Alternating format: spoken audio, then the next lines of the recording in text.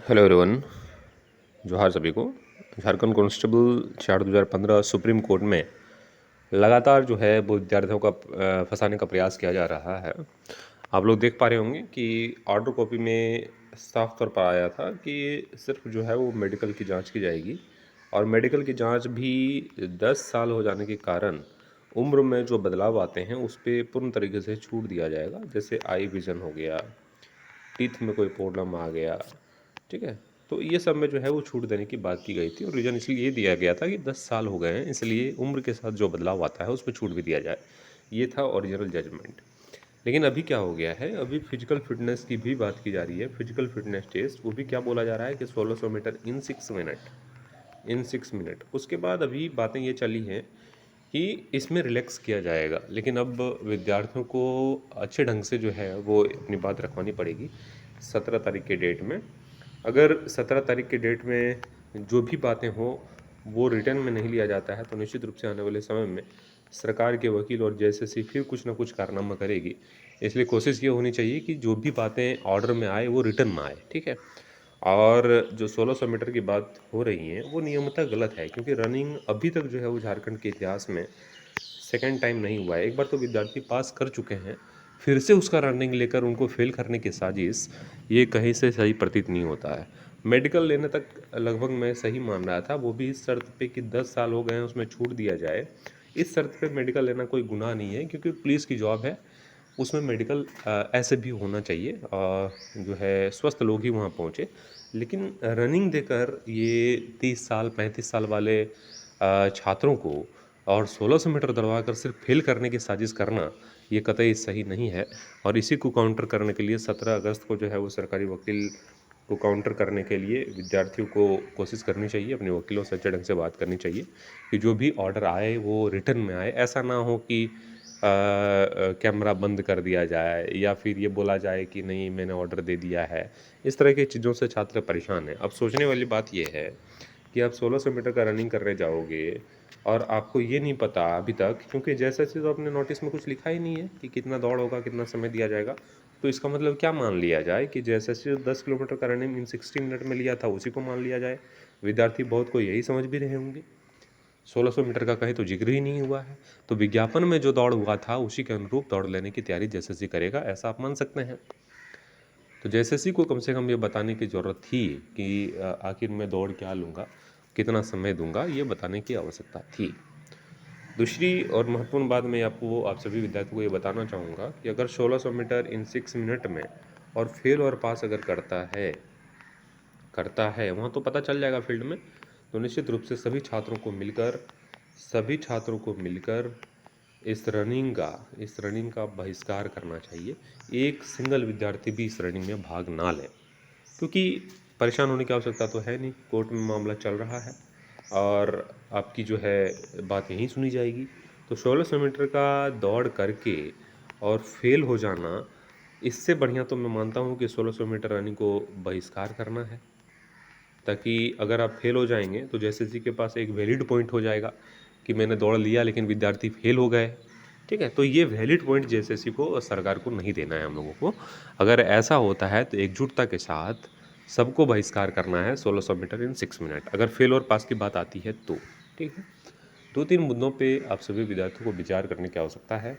हो सके तो मीटिंग अरेंज करिए और इस तरह की बातों पर आगे बढ़िए, अन्यथा वहाँ पे 2-3 गुटों में विद्यार्थियों को बांटने का प्लानिंग किया जा रहा है। कुछ विद्यार्थी 6 मिनट में दौड़ देंगे, कुछ विद्यार्थी 8 मिनट में दौड़ देंगे, कुछ विद्यार्थी 9 में दौड़ देंगे। ऐसे करके जो है वो 4 से 5 गुट में बांट दिया जाएगा। उसके बाद हर एक गुट में आपके 50 से 60-70 लड़के रहेंगे, तो अकेले लड़ने के काबिल भी नहीं रहेंगे। और यही साजिश जो है वो जेएसएससी की है और यही आपको समझने की भी ज़रूरत है कि बंटना नहीं है। फिजिकल लेने की कोई भी राइट्स उसके पास नहीं है। एक बार ऑलरेडी आप लोग फिजिकल पास हैं तो फिजिकल के लिए बोलना ही नहीं चाहिए था। अगर बोला गया है, ना ही डिस्टेंस बताना चाहिए था, ना ही टाइम बताना चाहिए था। जेएसएससी ऐसा किया भी है। आने वाले समय में क्या होगा ये कहना मुश्किल है, लेकिन 17 अगस्त का जो डेट लगा है उस पर क्लियर होने की पूरी पूरी संभावना है। कुछ ऐसा ना हो कि जजेज ही ना बैठे या कुछ और भी बातें निकल कर हो जाती हैं कि कभी सरकारी एवार नहीं आया, सरकारी वकील नहीं आया। तो इस तरह की चीज़ें अगर नहीं होती है तो 17 तारीख को संभवतः रिटर्न में सब कुछ लेने की बात वहाँ पे की जा रही है, तो संभावना है कि कुछ सुखद अपडेट जो है वो भी रिटर्न में वो मिलने की पॉसिबिलिटीज़ यहाँ पे है। ठीक है, लेकिन कुछ चीज़ें जो मैंने आपको पॉइंट आउट किया है वो है, सबसे महत्वपूर्ण ये है कि अगर 1600 मीटर इन 6 मिनट और रीज़न फेल या पास का अगर देता है कि फेल भी करूँगा पास भी करूँगा जो 6 मिनट में दौड़ेंगे, तो उस स्थिति में जो है छात्रों को एकजुटता का परिचय देकर पूर्ण तरीके से जो है इस रनिंग का बहिष्कार करते हुए वहाँ से निकल जाना चाहिए। ठीक है, अगर ऐसा नहीं होता है तो मैंने कहा कि जेएसएससी के पास एक वैलिड पॉइंट आ जाएगा कि मैंने रनिंग लिया था, सारे विद्यार्थी फेल हो गए। तो इन सभी बातों को जो है वो अच्छे ढंग से विचार विमर्श करते हुए